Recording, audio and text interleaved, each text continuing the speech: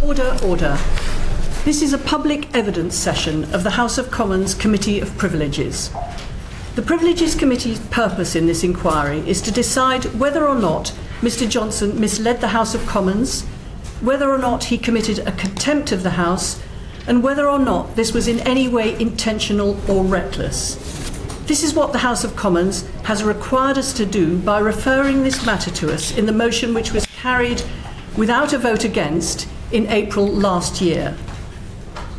Misleading the House might sound like a technical issue, but it is a matter of great importance. Our democracy is based on Parliament scrutinising legislation and holding the government to account for its actions. We proceed on the basis that what we are told by ministers is accurate. Parliament expects proactive candour and transparency. If what ministers tell us is not the truth, we can't do our job. Our democracy depends upon trust that what ministers tell MPs in the House of Commons is the truth.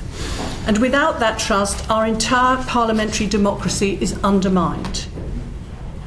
Everyone makes mistakes, and when ministers do, they're expected to correct it at the earliest opportunity, and that is what happens routinely.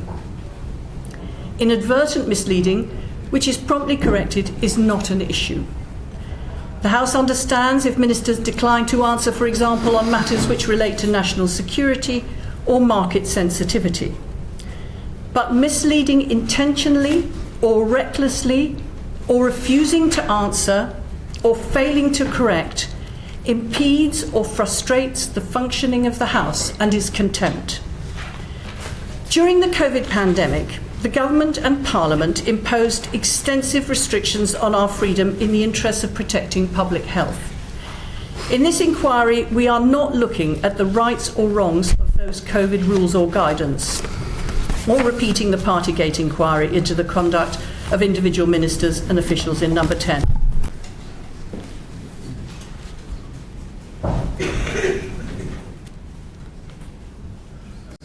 Take the Bible and read out the terms of the oath. Yes, I swear by Almighty God that the evidence I shall give for this committee shall be the truth, the whole truth, and nothing but the truth. So help me God. Thank you very much. I am here to say to you, hand on heart, that I did not lie to the House.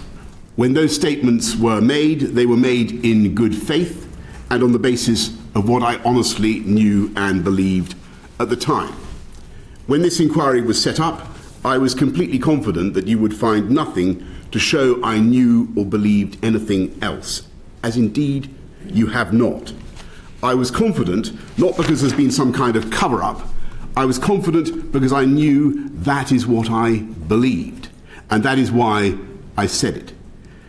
To understand why I believed it, you have to go back to a time before the Sue Gray report, before the police investigation, back to a time where, as the evidence before the committee shows, there was a near universal belief at number 10 that the rules and guidance were being complied with. That is the general belief that has been uncovered by your evidence, and it was that belief that governed what I said in the House. And as soon as it was clear that I was wrong, and as soon as the Sue Gray investigation and the Metropolitan Police investigation had concluded, I came to the House of Commons and I corrected the record as I promised I would.